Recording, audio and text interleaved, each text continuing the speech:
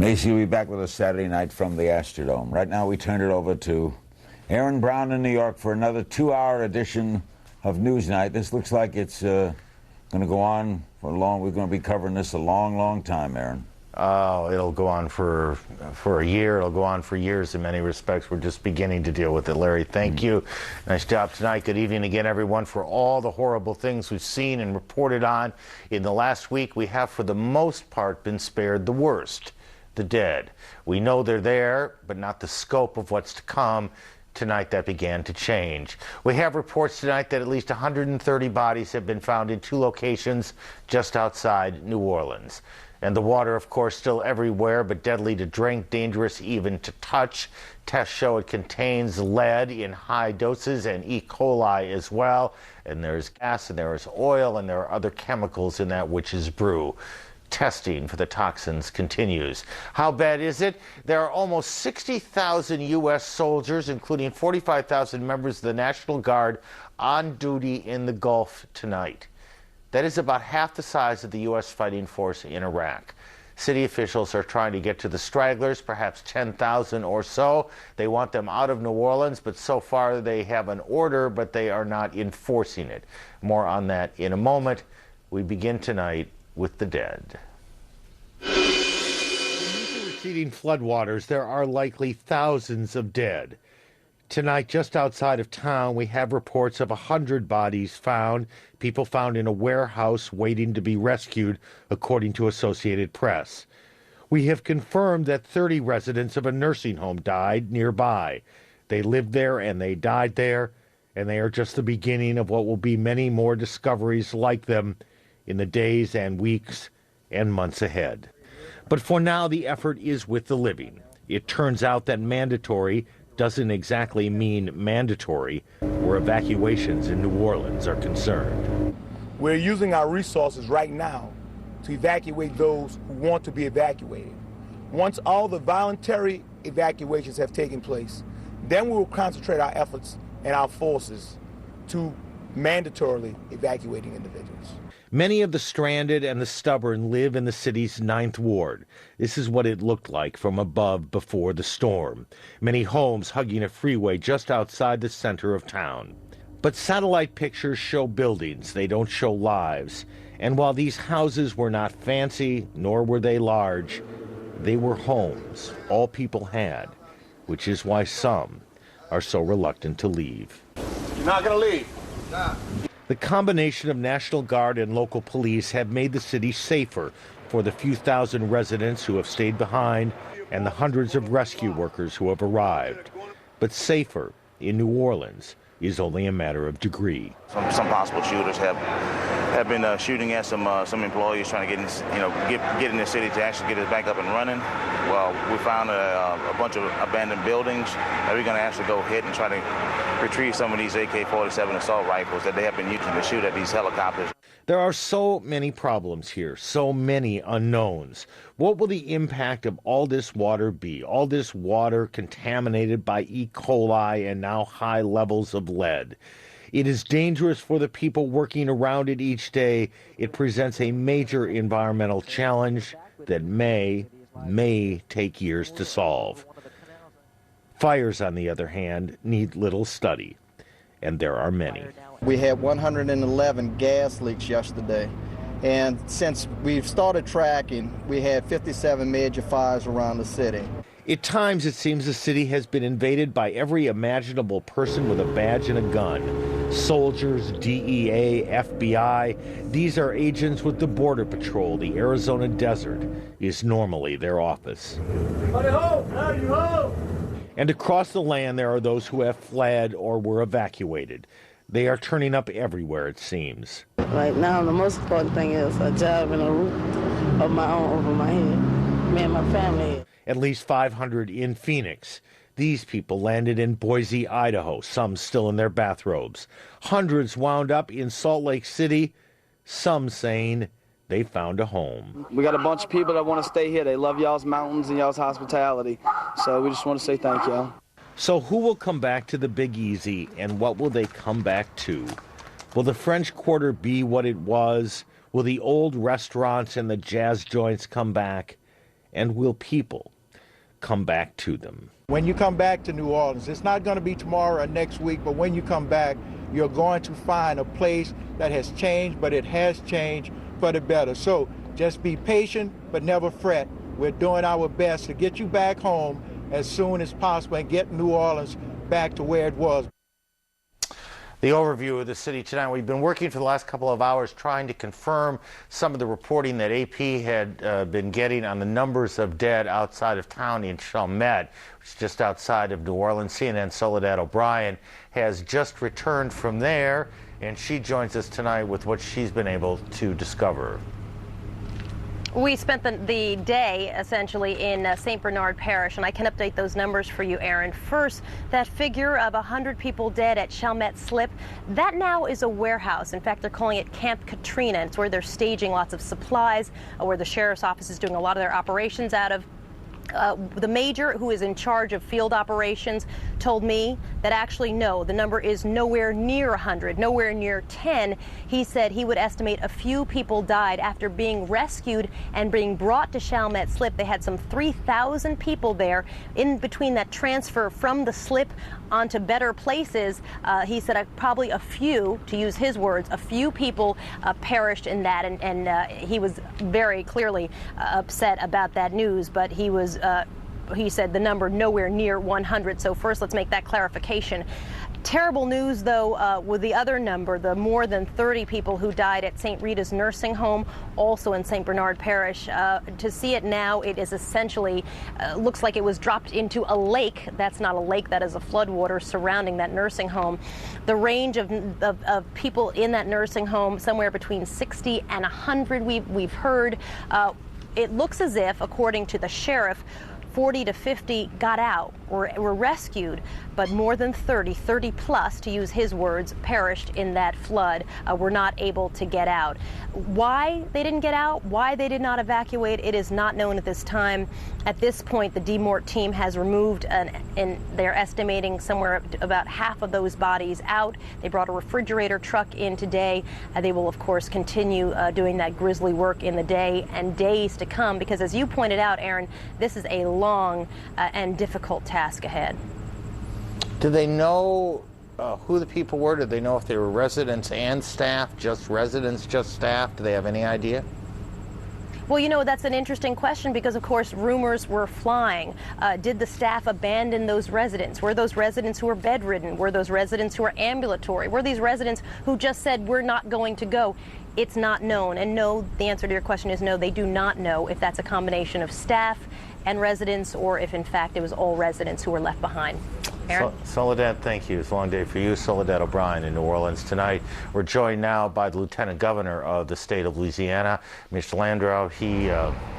Governor, you know that area. This is the kind of thing I guess we're going to report for some days and weeks to come.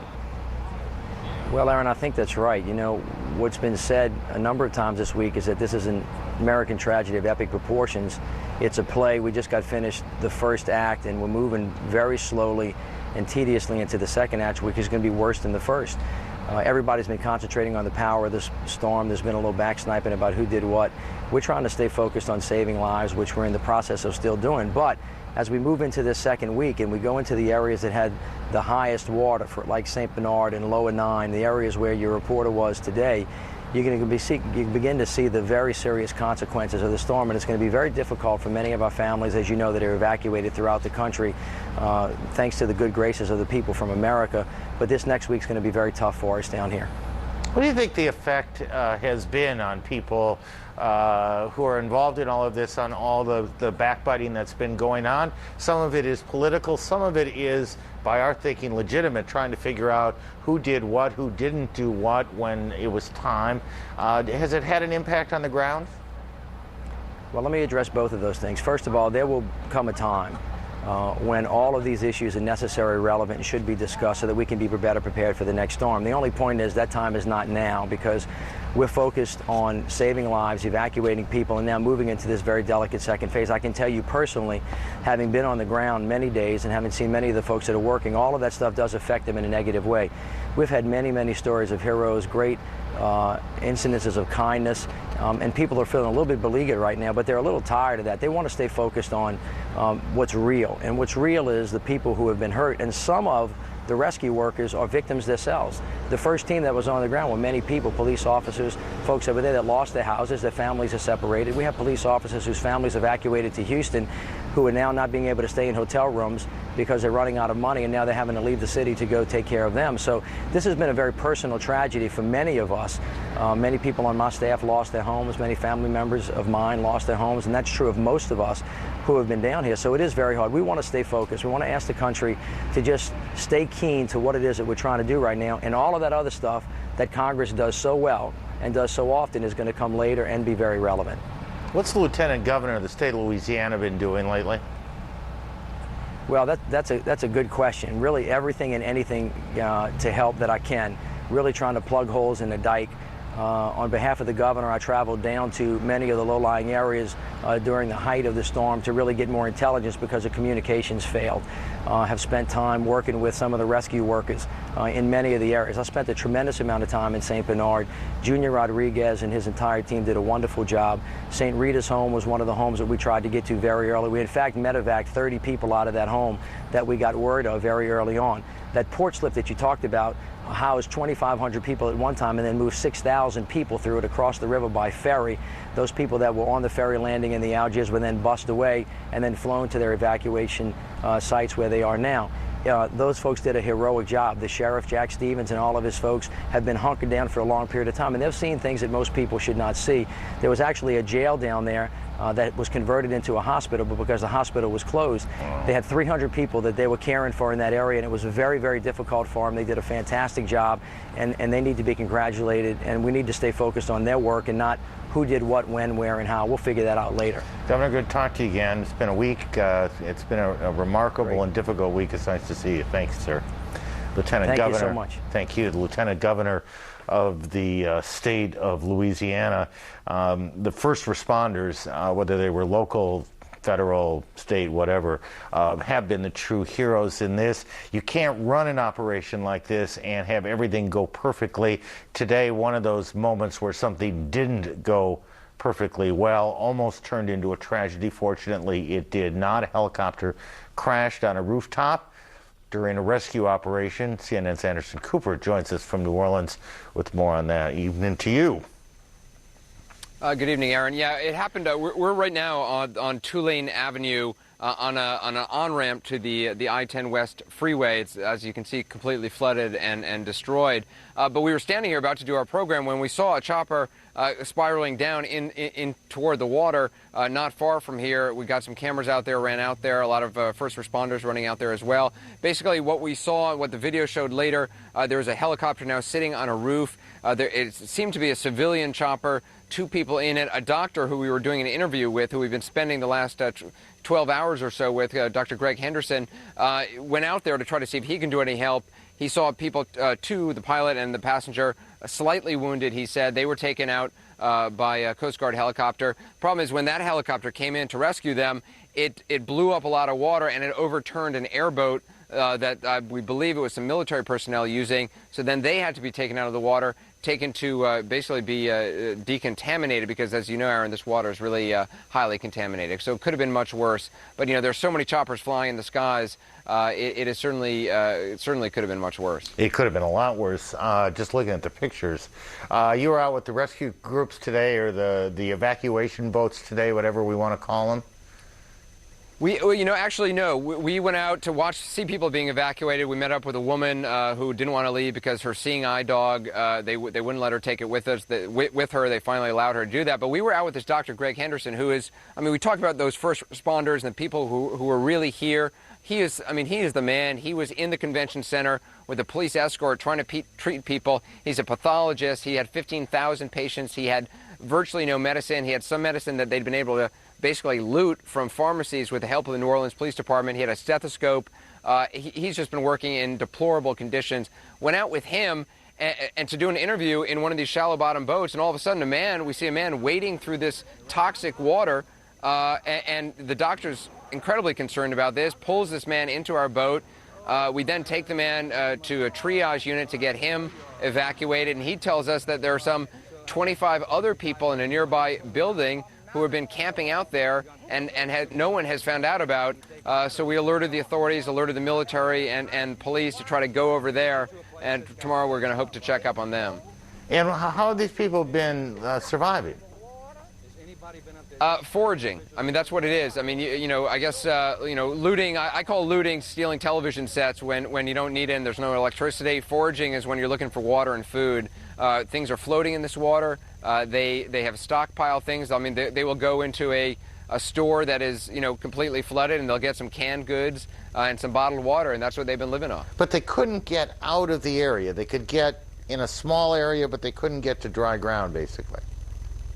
Well, I mean, they could have left before this. Yes, okay. They could. I mean, a lot of them have pets that they don't want to leave, or they have found animals that they don't want to leave behind. Some of them have thought maybe the floodwaters would go down. Some of them have thought that, that the storm wouldn't be as bad as it was, and that they really have nowhere to go, and that they don't really trust, the whatever possessions they have, they don't want to lose them. I mean, this is, these are very, in many cases, very poor people who we are seeing now being pulled out, who don't have much, but they don't want to lose it. It's remarkable. I mean, I someday would sit down and talk to them and see what they actually knew about what was going on around them, because they can't have known a whole lot. Didn't have access to much.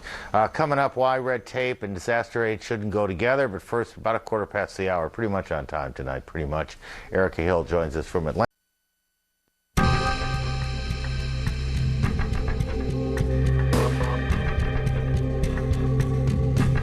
Katrina left disaster, floods, and destruction behind, but in due deference to the Lieutenant Governor, who we just had on, it also left a whirlwind of questions.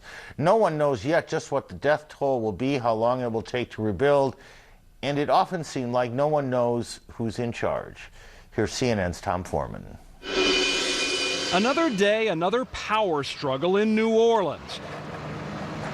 Active duty military troops who are all over the streets say they will not force residents who stayed for the storm to leave now. But the mayor says those people have to go. So who's right? Who's in charge? Both are. By law, the U.S. military cannot engage in law enforcement.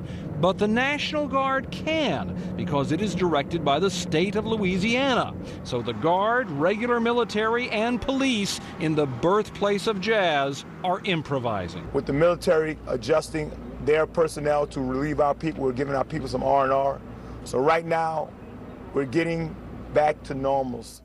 After much finger-pointing, New Orleans is teetering toward better days under a shaky but improving coalition. Doctors, engineers, police, housing experts, relief workers, environmentalists are all finally laboring together under the umbrella of the embattled FEMA. The process has started of rebuilding New Orleans. We're making good progress in Mississippi. And FEMA boss Michael Brown is brushing aside calls for resignation. I serve totally at the will of the President of the United States. A new command system in Baton Rouge is coordinating all state, local, and federal efforts. That's troubling to some who say FEMA should have had it in place more than a week ago.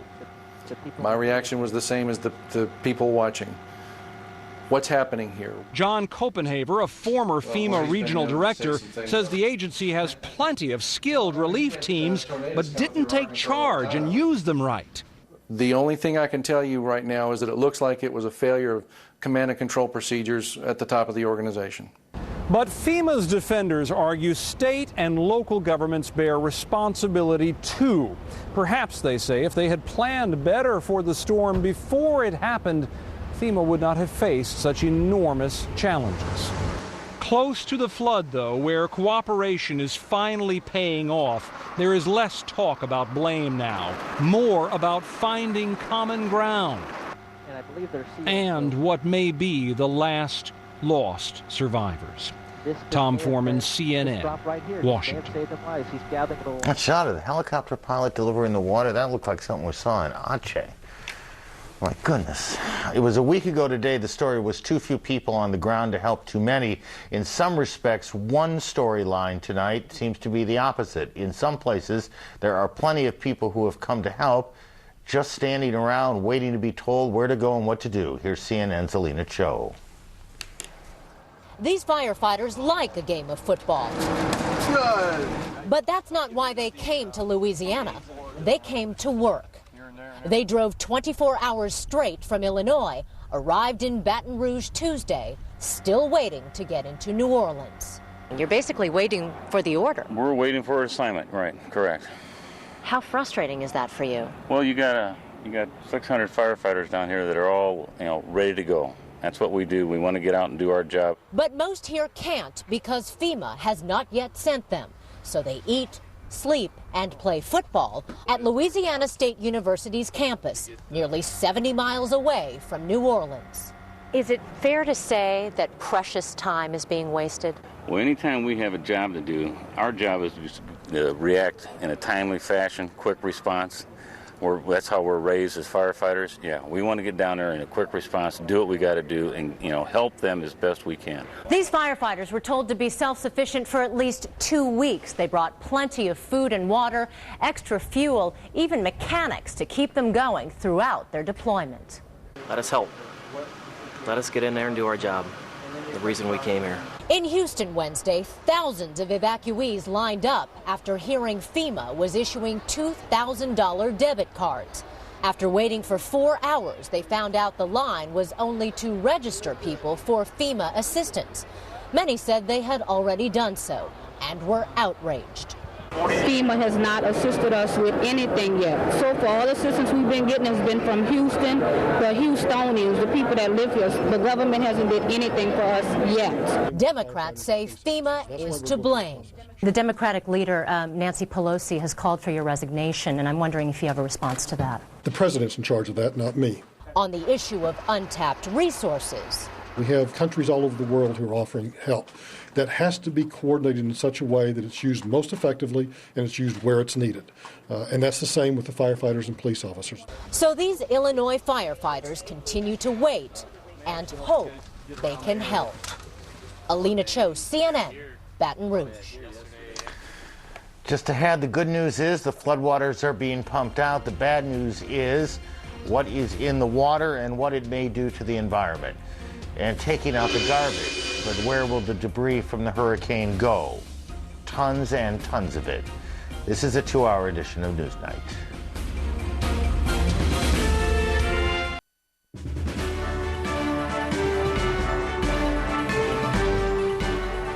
All who didn't know the geography of Louisiana a week ago know a whole lot more now.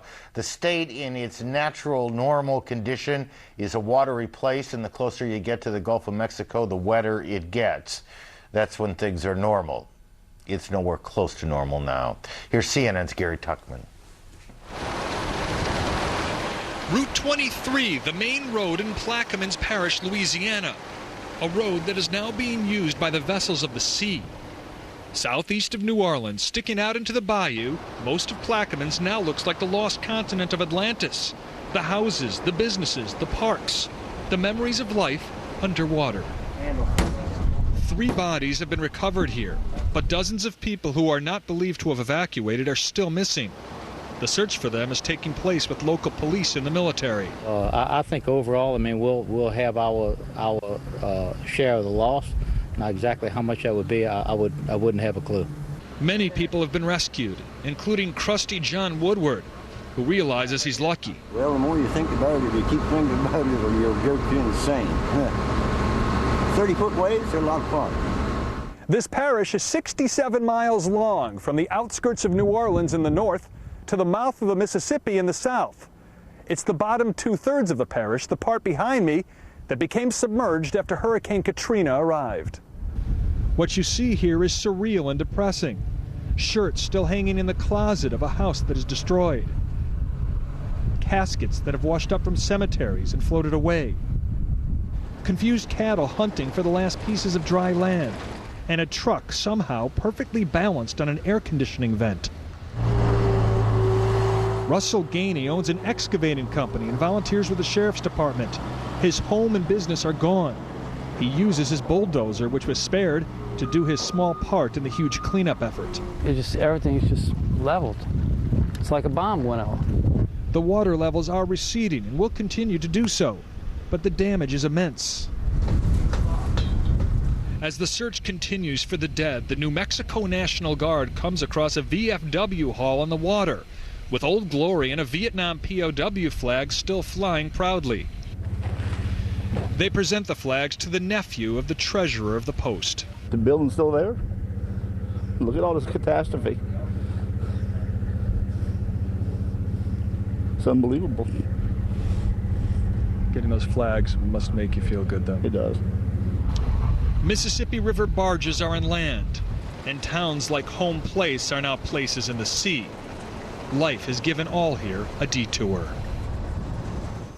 Plaquemines was directly hit by the hurricane. As a matter of fact, the eye crossed directly over the small town of Buras.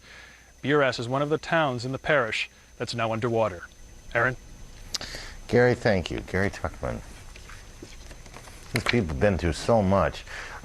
Whether you're looking at the water where Gary is or you're looking at the waters in New Orleans, but particularly the water in New Orleans, it is filthy. There is E. coli in high concentrations. There is lead in high concentrations.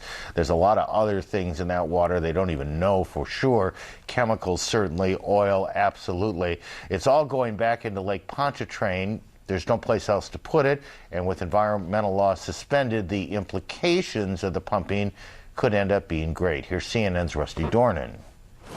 The rules that apply to the water in the streets of New Orleans are pretty clear. Don't touch it and don't drink it. But what happens when all that filthy floodwater gets pumped out of New Orleans and back into Lake Pontchartrain? Water now contaminated with raw sewage, dead bodies, oil spills, industrial chemicals, and who knows what else. The immediate problem is oxygen. There isn't any. When animals and people decompose and when sewage breaks down, it consumes oxygen.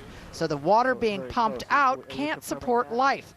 And that, according to oceanographer and LSU professor Eric Laws, means fish are going to start dying in Lake Pontchartrain. What is the likelihood of this happening? I would say the likelihood is pretty close to 100%. And that water is really foul. And when would we start seeing it happen?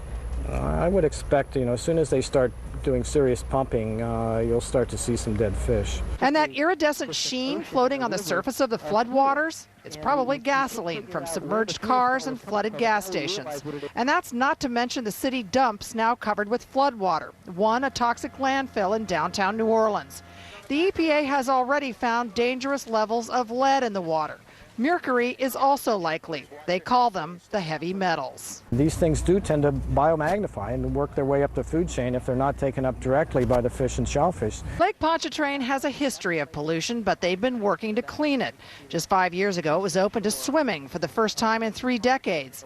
Even manatees, endangered for years, had begun to return. The massive flow of pollutants going back into the lake will set this progress back for years. And the contaminants won't stay there. The lake will eventually, at least the surface waters will eventually flush into the Gulf. The problem is that there are many other water bodies where the contaminants, this real toxic soup of contaminants, is going to stick around for a while, get into the groundwater. Lake Pontchartrain empties into Lake Bourne and flows to the Gulf, where there's a big oyster industry. The oysters filter the water, they take up metals from the water. So the oysters may be contaminated for some time. Just another reminder that life here may be nothing like it once was for a very long time. Rusty Dornan, CNN, Baton Rouge, Louisiana. Carol Browner joins us now. She's the former administrator of the Environmental Protection Agency. We can hand-wring a lot here, but as best I can tell, there really isn't an option. The water can't sit where it is, and the only place to put it's in the lake, isn't it? I think that's right. There really is no choice. We obviously have to get the water out of the city. Once we get the water out, though, we're going to have to deal with toxic sludge. We're going to have to deal with, as you said, tons and tons of garbage. I mean, this is going to be a very, very long cleanup effort. And, one way maybe to think about it is this could well be sort of the largest toxic dump site this country has ever experienced, certainly larger than Love Canal or Times Beach. Let me come back to that and just finish up on the lake for a second. Will there be a kind of natural flushing process that will occur over time? I don't know how much time. I suppose it depends on how bad the water is, but will occur over time that will take care of the lake and the Gulf and the rest? Well, the good news is that the environment is pretty good at healing itself, but it can take a very, very long time. And as we saw, you can have the oysters impacted for a very long time. I mean, this is not going to just be a problem for the lake. It could ultimately be a problem for the Gulf and the fisheries along the Gulf. And coming back to the city, there is, underneath this all, there are these layers, and I don't know if anyone knows how much of mud and sludge. And how do you just, well, first of all, how do you dispose of that? And I guess the corollary question is, do you expect, given the pressures to rebuild and the pressures to get people back and the pressures to open things up, that environmental concerns will take their proper place as you see it in the chain of order? I certainly hope so, and there's every reason to think that is doable. When it comes to cleaning up the toxic sludge, when it comes to cleaning up the garbage, that's going to have to be taken to landfills, and those are all licensed facilities. There'll be a lot of landfills used. There'll be a lot of trucks to haul the garbage out of there. It'll take a very long time, but there's no reason why those that garbage, that toxic debris shouldn't go to licensed facilities. I heard someone suggest today that ultimately what they may want to do is turn the whole area into a landfill and build the city again on top of it. Well, that would be some fill that might raise the ground level up. I mean, I think as we think about, as the country thinks about, the Congress thinks about rebuilding, it's important to think about the environment. And, there are a lot of wetlands down there that have been destroyed, have been altered. If we can restore some of those so that when the next rains come, the next hurricane comes, nature can do, its best to try and absorb some of the floodwaters, the city will certainly be better off. I think nature owes us one. It's nice to see you. Yes. Thank you. It did enough damage. It owes us one. Thank you. Carol Browner, the former head of the EPA. Still to come on the program tonight, thousands of people fleeing the disaster. After they're safe, it's time to worry about life. Will they work? What will they do? How will they live? And we'll check the price of gas again in the wake of the hurricane. We'll take a break first. This is a special 2-hour edition of NewsNight. 3 members of the president's cabinet are getting ready to head south from Washington to the Gulf Coast. The Treasury Secretary, John Snow, Commerce Secretary, Carlos Gutierrez, and Labor Secretary, Elaine Chao, are all going to inspect the relief facilities and the recovery efforts. They have lots of work to do. Meanwhile, hundreds of thousands of people have scattered around the country. They're looking for new places to live and new jobs to do. Here's CNN's Ali Velshi. 400,000 people out of work, many of them in the shelters with no prospect of jobs in or around New Orleans to take them back home. Some of them might find work easily. Others are sure to struggle. You're talking about a majority African-American city. Most of those people will be in the lower half of the labor market. They could stay in their shelter cities. Houston's pre-Katrina unemployment rate was about the same as the national average, a little more than 5%. Or, like waves of southern workers in past generations, the evacuees could move further north or west. The U.S. government has set aside $75 million for the nearly 40,000 evacuees in Texas. The money will be used to train survivors for new work or to pay them to work on cleanup teams in Louisiana. That could take a while. Meantime, the government is giving debit cards to the evacuees worth $2,000 apiece. That money can be used for food or for a bus or train ticket out of town. But some don't want to leave. That's my goal, is to just make Houston my home. I think this is where my new life is going to start, right here in Texas. Others may choose to move on, but not to move home. Illinois Senator Barack Obama saw this coming. He wants other states to plan for it. The big challenge now is jobs, housing, long-term support for these families. And it's just not clear how one city is going to be able to be equipped to do that. So this is where states like Illinois, cities like Chicago, we're going to have to pitch in and do our fair share. But Chicago just doesn't have the jobs anymore. What it has is the second highest unemployment rate in the nation. The days when it was a haven for Southern workers are long gone. There were World War I and World War II, which were massive out-migrations, where there were job shortages in the North and in the West. But you don't have any area of the country that has a real job surplus right now. And so the prospects for that don't look very good. The Detroit area has the highest unemployment rate in the nation. A collapsing auto industry wiped out thousands of skilled and unskilled jobs. So where can the evacuees look? Maybe Minneapolis, St. Paul, the metro area with the nation's lowest unemployment rate, often on those best place to live lists. The area surrounding Washington, D.C., suburban Maryland, and northern Virginia also have low unemployment rates, though for unskilled workers, the D.C. area itself isn't ideal. The Richmond, Virginia region boasts a low unemployment rate of 3.7%.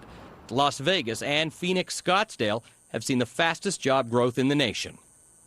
Now, there are no official invitations to the masses who are out of work, living in shelters around the Gulf Coast. We have heard reports, Aaron, from companies, individual companies who have jobs to offer to people, but those are few and far between, and we are talking about tens and hundreds of thousands of people. Actually, I was struck today. I asked someone to look this up for me. Walmart, which has really done they're in the news a lot. Yeah. They've worked very hard at placing their workers. And I think they've actually placed 1,000. They had many thousand in New Orleans. They have 6,100 people that were offered cash assistance to. But it's not easy to find 400,000 jobs. No, it's not. Walmart, big company, has said that they will find work for all of their displaced workers, but there aren't. I mean, a lot of these people weren't working at places as big as Walmart. They were small businesses or maybe underemployed. That's tough to find. Well, say, a small business person, it's an interesting thing. I mean, if they can get some insurance money, maybe they can start their business somewhere else. It's the person who has, it's always the case, limited education, limited skills, limited prospects. If you have skills, there might be jobs for you in this country, but to move around in masses competing with other people with no skills, this is going to be very challenging. And how long will those welcome mats be laid out when you find out that your city's taking 10 or 20,000 people without jobs? Actually, that's one of the things we're going to talk about coming up. A lot of people want to know how they can help. Maybe you got a job, maybe you got 10 jobs, maybe you just have a little extra money. The Red Cross will be glad to get it to people who need it. There are other agencies who will as well. You can go to CNN.com and see a good long list if you're inclined to help. We hope you are. We'll take a break. This is NewsNight. 9/11. We're talking about people who need jobs. Baton Rouge, 75 miles from New Orleans, has just about doubled in population since the hurricane hit. The evacuation started. We're told that streets are a mess, clogged with traffic, high demand on everything from housing to gas, seats in classrooms. It's a complicated situation for Kip Holden, who is the mayor of Baton Rouge, and we're glad to see him. If a month from now all these people were still there, would the city be able to handle it? We hope so. We've started already emergency plans to start to deal with traffic, because right now drives that would normally take you about 20 minutes are taking an hour, sometimes an hour and a half. So on tomorrow, we will meet with a number of people, both state officials, people from our office, and consultants from around the country. Our goal is to first identify the immediate things we could do to alleviate traffic. Then we'll go to the mid-range things, and then finally the long-term solutions based on the increased population. Added to that in the short term, we're looking at things like going back and reevaluating the red lights to make sure those signals now are working effectively, so we can have an orderly flow of traffic, and also looking at putting police officers and National Guard people at various intersections. Mr. Mayor, at some point traffic, I suspect, becomes the least of it. Cities can hold only so many people, they can support only so many jobs, so many kids in their schools. Do you worry that the long-term residents of Baton Rouge, the people who were there before, are going to start to get a little testy about all this? Well, I think what you'll find here are some of the most compassionate people in the world. Big hearts, and people have opened up their homes, churches have opened up, and all of us are well aware of the fact this is not a quick-term type of an event. But yet churches are saying, we will help you, and they're providing resources. We're working with the Red Cross. We're working with other organizations. So the bottom line here is that our patience has not worn out at all. I think what you see is a community that's saying, we want to embrace you, you're our new neighbors, and today that I've really put it in this light, you are our family. Mr. Mayor, a couple more questions for you. I need to take a quick break first. Just stay with me, will you? We'll be right back to the mayor. This is NewsNight on CNN. The aftermath of Katrina. Stay on top of this developing story. Live updates at the top of every hour, around the clock. Stay with CNN.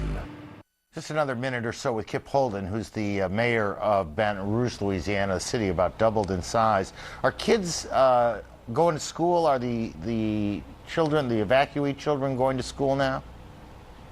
Yes, sir, they are. There have been dramatic increases there. Matter of fact, one school is going to shifts to accommodate all of the students that have come to their school as a result of the evacuation. Honestly, do you think that the kids who are going to school in Baton Rouge right now are going to get the same quality of education they would have gotten had this not happened? Yes, sir, I do. A lot of people criticize public schools, but I can tell you we have a great public school system. We have great Catholic and private schools, so we're a total community dedicated to education. Business leaders have embraced the school system. A lot of groups have, so we're committed to making sure every child gets a quality education. They're just enormous challenges for you, and we wish you nothing but the best of luck in meeting them. I know people are working very hard to. Thank you for your time. Thank you very much, sir, and I just wanted to just let you know the people of Baton Rouge are ready for the challenge, and we're here to take care of our new friends and family. Thank you very much. Mayor Kip Holden in Baton Rouge, Louisiana. Coming up at the top of the hour, we'll recap the major story of this day. More than 30 bodies found at a nursing home just outside of New Orleans. We'll also update the attempts to evacuate the stragglers and the stubborn. As that goes on, much more ahead in this special 2-hour edition of NewsNight.